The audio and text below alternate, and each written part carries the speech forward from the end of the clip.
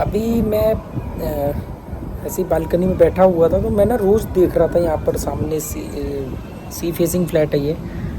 तो एक दूर से ना एक छोटा सा ज़मीन का टुकड़ा पानी के बीच में दिख रहा है, टापू टाइप का, बहुत छोटा सा।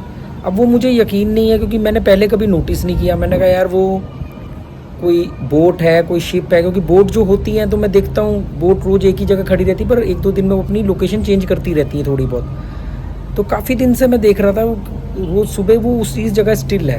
तो मैंने अभी जूम करके देखा तो वो ज़मीन का टुकड़ा ही है।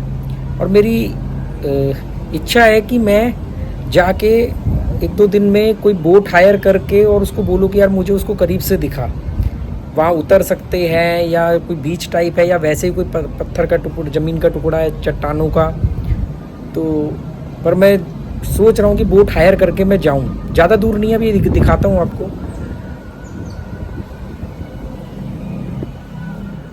तो ये है, अभी सनसेट तो नहीं दिखता क्योंकि रोज़ बादल होते हैं, मानसून का सीज़न चल रहा है यहाँ पर पटाया में, पत्तिया।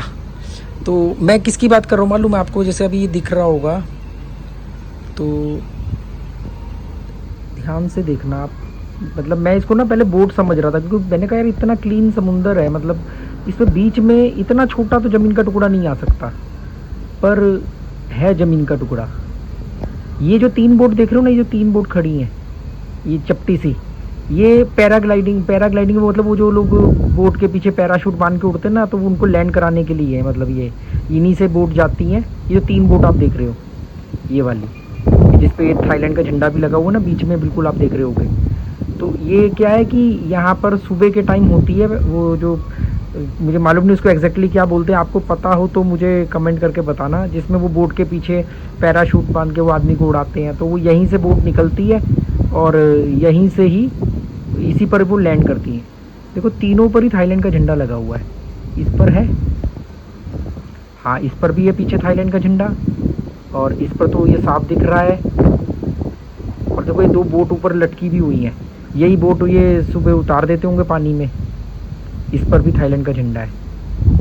ये तो पीछे बड़ी बड़ी शिप है, ये भी बड़ी शिप है, कंटेनर जा रहे हैं बहुत सारे। मैं इसकी बात कर रहा हूँ, देखो ये जो दिख रहा है आपको, हाथ ज़्यादा हिल रहा है इसलिए कोशिश करूँगा हाथ ना हिले।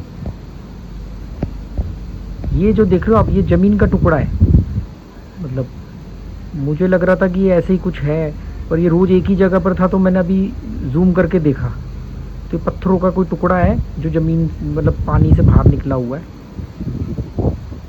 पीछे बड़ा सा शिप है, वो कंटेनर लेके जा रहा है। ये और पीछे है, देखो ये जेट स्की।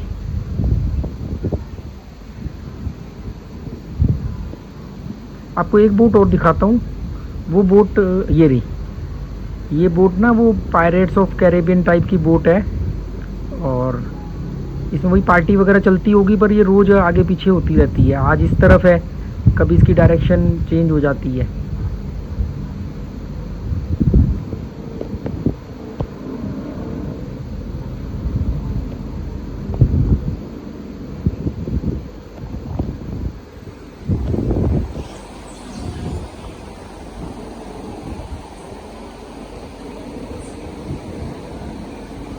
इस बिल्डिंग में मेरा जिम है, जिसमें कंस्ट्रक्शन चल रही है ना, इसी के नीचे जिम है।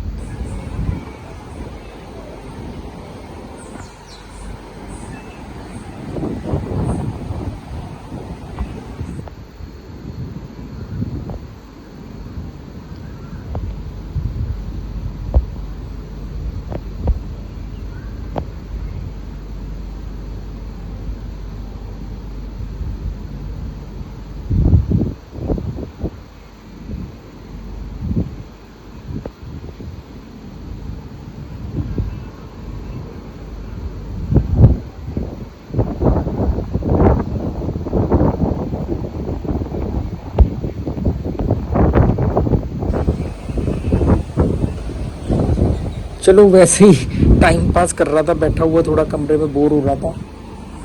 ये मेरा कॉन्डो है, बैठा हुआ बोर हो रहा था, मैंने कहा चलो थोड़ा टाइम पास करते हैं। थोड़ा टाइम पास कर रहा था मैं अपने साथ भी और आप लोगों के साथ भी। अभी इधर दो कुत्ते थे आपस में, वो पहले तो सुबह लड़ रहे थे और अभी साथ में खेल रहे थे। जब लड़ रहे थे मैंने कहा भाई मत लड़ो, लड़ने के लिए इंसान ही काफ़ी है तुम लोग क्यों लड़ रहे हो। क्या करे बॉस?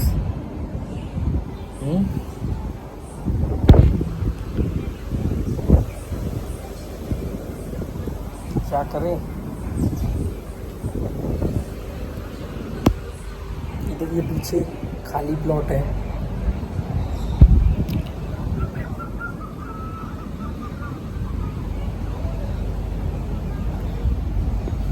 कुत्ते बैठे हुए हैं अभी भी।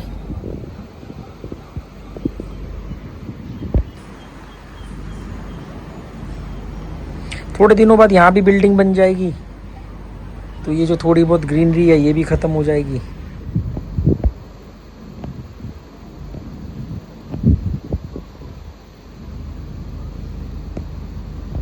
नहीं है, मैं इसको समझ रहा था कोई डॉग बैठा हुआ है। अभी थे यहाँ पर दो।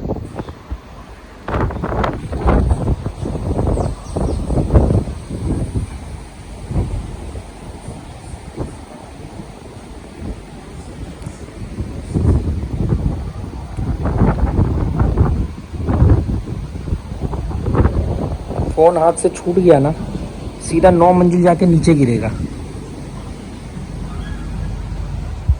इस जगह पर दुनिया भर से लोग आते हैं और खूब बिज़ी रहते हैं, खूब इंजॉय करते हैं। पर वो सब जैसे 2-4 दिन के लिए आते हैं, हफ्ते के लिए, 10 दिन के लिए आते हैं, ज़्यादा से ज़्यादा 2 हफ्ते के लिए आते हैं। इससे ज़्यादा जो लंबे वक्त लोग रहते हैं वो ज़्यादातर मैंने देखा है कि वो यूरोपियंस होते हैं या अरब कंट्रीज़ के लोग होते हैं, पर बुज़ुर्ग होते हैं, जो बूढ़े लोग होते हैं।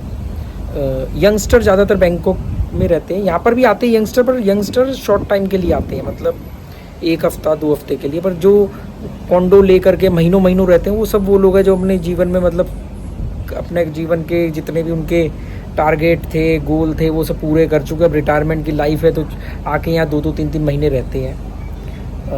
मतलब उनको तो वीज़ा भी मैंने पता किया था 6 महीने का मिलता है, तो वो लोग आते हैं आराम से 6-6 महीने रह लेते हैं। तो जो लॉन्ग टर्म रहते हैं वो ज़्यादातर या तो कॉन्डो में रहते हैं या फिर वो एक सस्ता एवरेज होटल ले लेते हैं, क्योंकि लंबे समय रहना है। जो शॉर्ट टाइम के लिए 1 हफ्ते 2 हफ्ते के लिए आते हैं वो लोग जो हैं वो तो फिर कोई भी महंगा होटल भी ले लो, उनको 2-4 दिन ही तो रहना होता है।